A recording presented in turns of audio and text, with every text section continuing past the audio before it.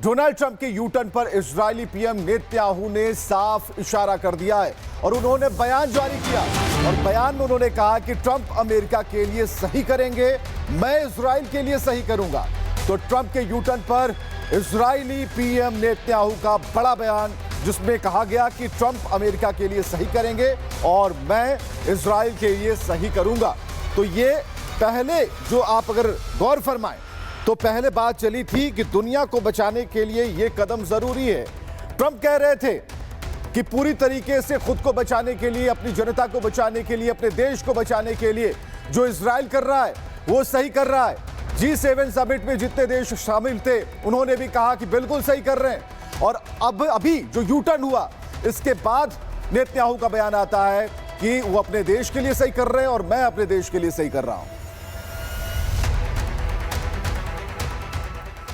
तो जंग के बीच दुनिया समझना चाह रही है कि आखिरकार दोनों ही देशों का रुख क्या है। अब जंग के बीच बेंजामिन नेतन्याहू का बड़ा बयान सामने आया है। उन्होंने कहा है ईरान के सभी न्यूक्लियर फैसिलिटी पर हमला करेंगे। ईरान के आधे लॉन्चर को नष्ट कर दिया गया है, ये नेतन्याहू कह रहे हैं। वो ये भी कह रहे हैं कि जरूरत पड़ी तो फोर्डो प्लांट पर भी हमला करेंगे, जिसे सबसे ज्यादा खतरनाक और शक्तिशाली माना जाता है। उस फोर्डो प्लांट की बात भी उनकी तरफ से कर दी गई है। यानी एक बात तो स्पष्ट है कि जिस तरीके से इजराइल आगे बढ़ रहा है वो तबाही बहुत ज्यादा लेकर के आने वाला है ईरान के अंदर। हालांकि ईरान को अब वक्त अमेरिका की तरफ से दिया गया है। नेतन्याहू ने उस पर भी बयान दिया। उन्होंने कहा कि अमेरिका के लिए ट्रंप जो सही है वो करेंगे और मैं इजराइल के लिए जो सही है वो करूंगा। यानी कि अगर जरूरत पड़ी तो उनका कहना है कि वो फोर्डो पर भी जाएंगे, वहां पर भी सफाया करेंगे, जरूरत पड़ी तो फोर्डो प्लांट पर हमला करेंगे। ये उनका बड़ा बयान सामने आया है। इजरायली पीएम नेतन्याहू लगातार ये कह रहे हैं कि हम अपने अस्तित्व की लड़ाई कर रहे हैं और हम रुकने वाले नहीं है, तब तक तो बिल्कुल नहीं जब तक ये कट्टरता इसी तरीके से व्याप्त रहने वाली है। अब जंग के बीच जब उनका ये बड़ा बयान सामने आया है तो ये माना जा रहा है कि इजराइल की तरफ से ईरान पर हमले और भयावह हो सकते हैं और भयंकर हो सकते हैं।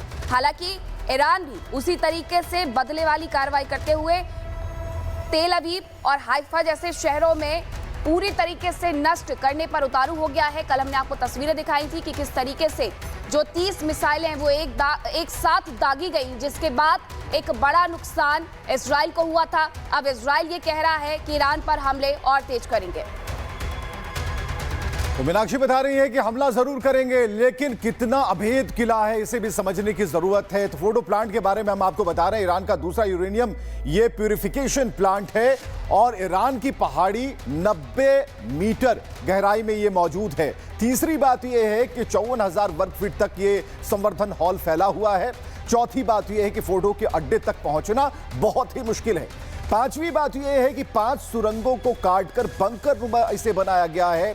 और छठी बात यह कि परमाणु ऊर्जा संगठन के पास इसका कंट्रोल होता है। सातवीं बात भी जान लीजिए, फोर्डो लैब परमाणु हथियार बनाने में सक्षम है। और आठवीं बात यह कहती है कि लंबे समय से इजराइल के निशाने पर यह प्लांट है। नौवीं बात, फोर्डो की रक्षा के लिए S-300 तैनात वहां पर है। और पूरे 10वीं बात हम आपको बताने जा रहे हैं, सिर्फ GBU-57 तबाह करने में सक्षम है। तो फोर्डो प्लांट जो है एक अभेद किला है। कह तो रहे कि हम इसे ध्वस्त कर देंगे, लेकिन कैसे करेंगे? ये जो 10 पैरामीटर है इसे पार करना होगा और इसे पार करके ही इस अभेद किलो को ध्वस्त करना होगा, जो इतना आसान नहीं लगता।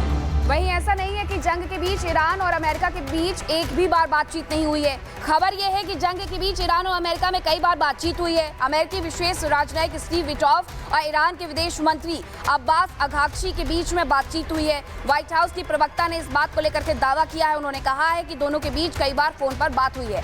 अब हालांकि व्हाइट हाउस की प्रवक्ता की तरफ से यह भी कहा गया है कि ईरान को परमाणु डील के लिए 2 हफ्ते का समय दिया जाता है, इसीलिए 2 हफ्ते के लिए अमेरिका कहीं ना कहीं बैकफुट पर रह सकता है। सीधे तौर पर जंग में उतरने का ऐलान अभी उसकी तरफ से नहीं किया गया है। अब इस बात को लेकर के व्हाइट हाउस की प्रवक्ता के द्वारा दावा किया जा रहा है कि अमेरिकी विशेष राजनयिक और ईरान के विदेश मंत्री के बीच में कई बार बातचीत हुई है। दोनों के बीच में ये बातचीत फोन पर हुई है, यानी कि कहीं ना कहीं एक समन्वय स्थापित करने की कोशिश की जा रही थी अमेरिका के द्वारा भी ईरान के साथ, कि हो सकता है इस जंग को रोक दिया जाए। यही वजह है कि ये बातचीत हो रही थी। अब ये व्हाइट हाउस ने जब दावा किया है तो उसके बाद सवाल और भी।